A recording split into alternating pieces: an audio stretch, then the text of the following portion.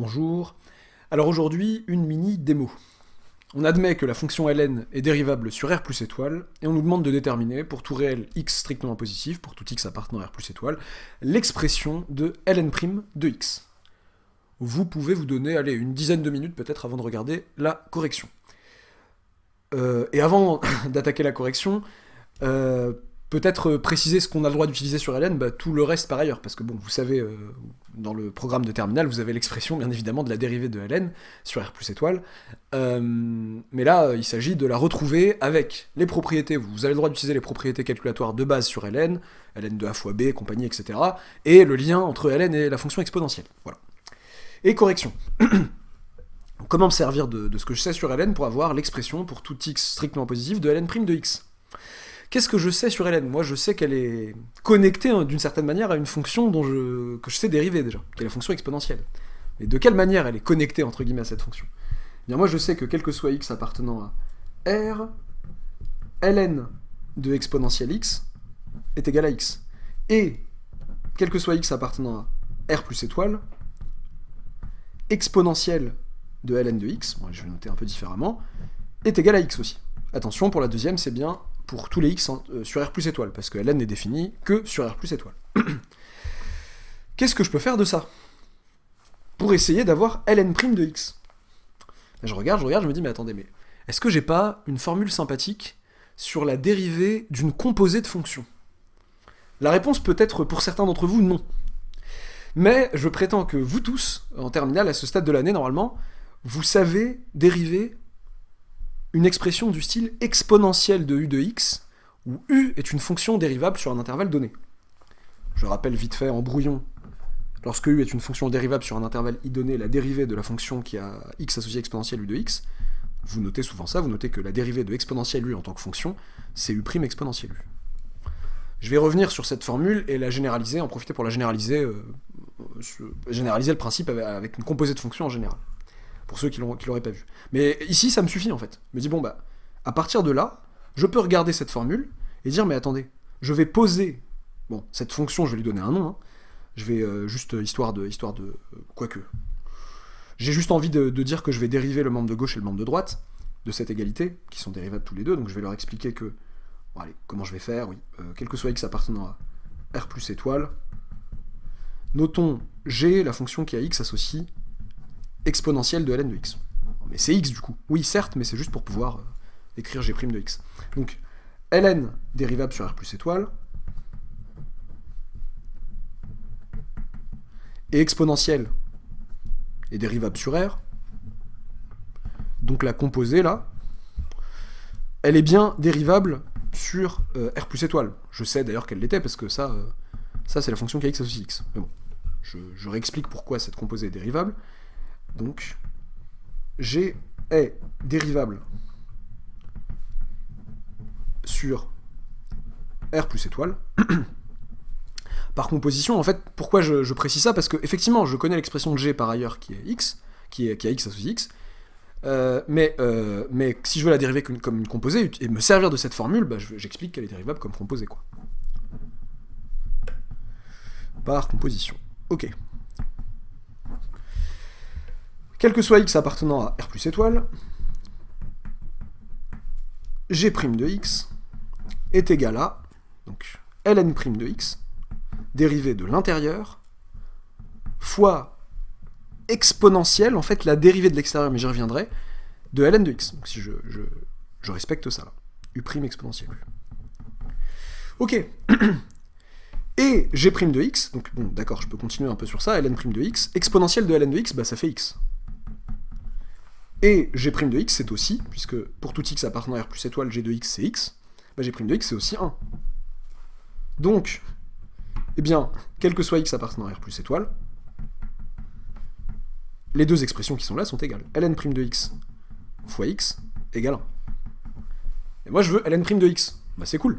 Je n'ai qu'à diviser par x qui n'est pas nul, on est sur r plus étoile.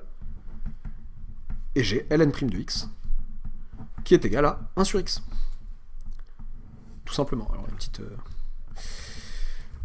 petit signe qui sert à rien. Ok. Alors, cette fameuse formule exponentielle de u, la dérivée de exponentielle de u, qui me fait u' exponentielle u.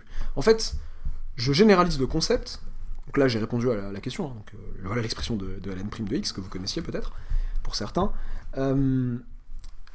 L'expression générale, en général, de la dérivée de la fonction v rond u, qui à x va associer v de u de x. On va supposer que u est dérivable sur un intervalle i, que, quel que soit x appartenant à i, u de x me renvoie dans un intervalle j tel que v soit dérivable sur tout cet intervalle j. Donc i et j sont des intervalles, bon. Oula, le r et le v qui sont entrés en collision. Eh bien, dans ce cas, la fonction v rond u, donc la fonction, en fait, v rond u, c'est la fonction qui a x associe v de u de x. Pourquoi on vous embête avec un rond comme ça, là? C'est pour pouvoir parler de la fonction, je peux pas dire la fonction v de u, ça n'a pas de sens. La fonction qui a x associe v de u de x, certes, mais la fonction v de u n'a pas de sens, c'est pour ça que on l'appelle v rond u. Alors v rond u est dérivable sur l'intervalle de départ, sur i, et v rond u' de x, quel que soit x appartenant à i, n'est autre que u' de x, la dérivée de la fonction à l'intérieur, appliquée à x, fois la dérivée de la fonction extérieure, celle que j'applique en deuxième, appliquée non pas à x, mais à u de x. Et en fait, cette formule que vous connaissiez sur exponentielle de u, là, n'est qu'un cas particulier de cette formule, où v est la fonction exponentielle. Si v est la fonction exponentielle, la dérivée de la fonction exponentielle, c'est elle-même, donc si je veux dériver exponentielle de u de x, en tant qu'expression, ça me fait u' de x fois exponentielle prime, mais c'est pareil que exponentielle, de u de x. Et donc j'obtiens ma formule. Et vous allez, si c'est pas le cas pour certains déjà, apprendre aussi que la dérivée de ln de u, lorsque u est une fonction dérivable sur un intervalle donné et qu'elle me renvoie sur r plus étoile, pour pouvoir appliquer ln et le fait que ln soit dérivable sur r plus étoile, la dérivée de ln de u, pareil, hein, c'est au brouillon, c'est une notation un peu abusive là, et ben c'est u' sur u.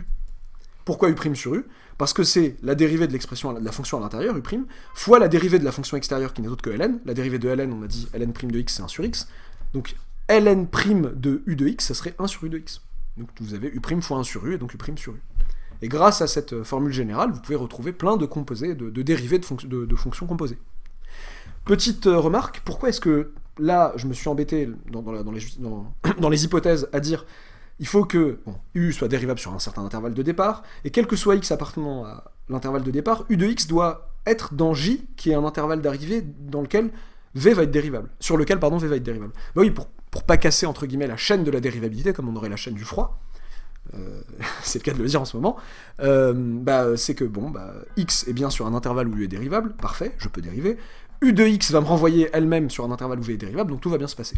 Tout à l'heure, je l'ai pas forcément précisé ici, là, j'ai dit G est dérivable sur R plus étoile, parce que ln est dérivable sur R plus étoile, et exponentielle dérivable sur R. Je me suis pas cassé la tête à dire, quel que soit x appartenant à R plus étoile, ln de x appartient à R.